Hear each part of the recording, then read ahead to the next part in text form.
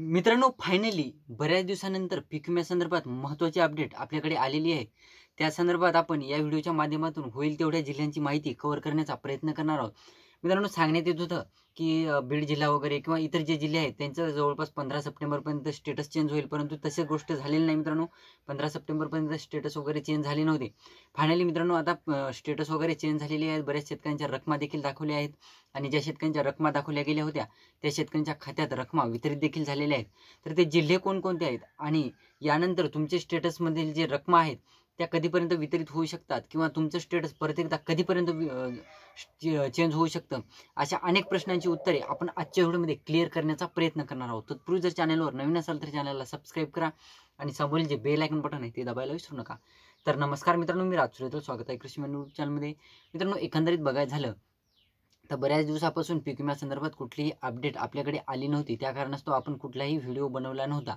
परंतु बऱ्याच शेतकऱ्यांच्या कमेंट येत होत्या, आपण बघितल्या कमेंटसुद्धा की पीक विम्यासंदर्भात माहिती द्या, बुलढाणा जिल्ह्याच्या वगैरे किंवा इतर जिल्ह्याच्या वगैरे. तर मित्रांनो, पीक विम्यासंदर्भात कुठलीही अपडेटच नव्हती. तर उगाच तुम्हाला दिलासादायक बातमी देण्यासाठी उगाच काहीतरी फिकॉलॉजी करून व्हिडिओ बनवण्याचं कारण कुठलंही नव्हतं आपल्याकडे. तर मित्रांनो, ऑफिशियल अपडेट आपल्याकडे आलेली आहे आणि त्या अंतर्गत बऱ्याच जिल्ह्यांमध्ये पीक विम्याच्या रकमा ह्या दाखवल्या गेल्या आहेत, स्टेटस चेंज झालेले आहेत. त्यानंतर काही जिल्ह्यातील शेतकऱ्यांच्या खात्यावर रकमा वितरित देखील झालेल्या आहेत. तर एका म्हणजे टप्प्याटप्प्याने जिल्ह्याविषयी माहिती घेऊया. सर्वात अगोदर आपण अकोला जिल्ह्याविषयी माहिती घेऊया. तर अकोला जिल्ह्यातील खरीप पीक विमा 2024चा स्टेटस चेंज झालेले आहेत. काही शेतकऱ्यांचे स्टेटसमध्ये रक्कम दाखवली गेली आहे, तर काही शेतकऱ्यांना नल वगैरे असं ऑप्शन आले, म्हणजे नल अमाऊंटमध्ये नल वगैरे असं दाखवत आहे. परंतु बरेच असे शेतकरी आहेत ज्यांच्या रकमा देखील दाखवण्यात आलेल्या आहेत. तर अकोला जिल्ह्यातील पीक विम्यासंदर्भात महत्त्वाची अपडेट ही शेतकऱ्यांनी लक्षात घ्यावी. त्यानंतर मित्रांनो, बुलढाणा जिल्ह्यातून सुद्धा बऱ्याच शेतकऱ्यांचे स्टेटस चेंज झालेले आहेत. बुलढाणा जिल्ह्यातील मलकापूर तालुक्यातील एका शेतकऱ्याने आपल्याला कमेंटसुद्धा केलेली आहे जुन्या व्हिडिओवर की आमचं स्टेटस 22 सप्टेंबरला चेंज झालेलं आहे. आमची रक्कम देखील बऱ्याच शेतकऱ्यांनी कमेंट केलेली आहेत की आमची रक्कम दाखवली आहे बुलढाणा जिल्ह्यातून. बऱ्याच शेतकऱ्यांनी मेसेजसुद्धा केलेले आहेत इंस्टाग्रामला. हालाकी आपण त्यांच्या मेसेजचा रिप्लाय दिला नाही, परंतु नोटिफिकेशनमधून आपण त्यांचे मेसेज रीड केलेले आहेत.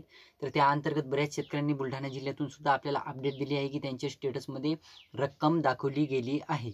तर ही सुद्धा बुलढाणा जिल्ह्यातून तुम्ही इतर तालुक्यातून असाल ते सुद्धा मला कमेंट करून सांगा किंवा तुम्ही मला इंस्टाला डायरेक्ट मेसेज करून सांगू शकता. इंस्टाग्राम ID डिस्क्रिप्शन बॉक्समध्ये दिलेला आहे.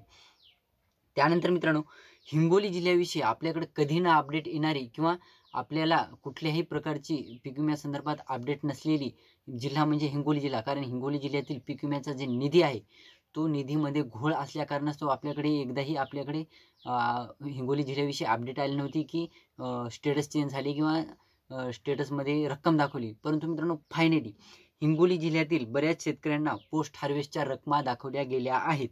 बऱ्याच शेतकऱ्यांचं 22 सप्टेंबरला, म्हणजे जिल्हा कोणताही असो, 22 सप्टेंबरला बऱ्याच शेतकऱ्यांचं स्टेटस चेंज झालेलं आहे. आणि त्या अंतर्गत हिंगोली जिल्ह्यातील पोस्ट हार्वेस्टच्या रकमा बऱ्याच शेतकऱ्यांना दाखवल्या गेल्या आहेत. हालाकी पोस्ट हार्वेस्टमध्ये 2000-3000 अशा रकमा दाखवल्या गेल्या आहेत, 4000च्या जवळपास. ते विषय वेगळा राहिला, परंतु रक्कम दाखवली गेली आहे हिंगोली जिल्ह्यातून. तुम्ही जर असाल तर तुम्हाला देखील रक्कम दाखवली गेली असेल हे लक्षात ठेवा आणि तुमचं स्टेटस चेक करायला विसरू नका. त्यानंतर मित्रांनो, एक अपडेट म्हणजे गडचिरोली जिल्ह्यातून सुद्धा आपल्याकडे आलेली आहे.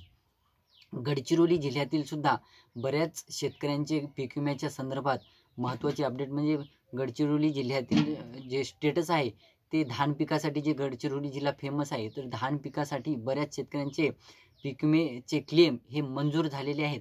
त्यांच्या स्टेटसमध्ये क्लेम अमाऊंट जरी दाखवला गेला नसला तरीसुद्धा त्यांचे क्लेम हे अप्रूव्ह झालेले असे दाखवत आहे. गडचिरोली जिल्ह्यातून तुम्ही देखील असाल तर तुमचं स्टेटस चेक करायला विसरू नका.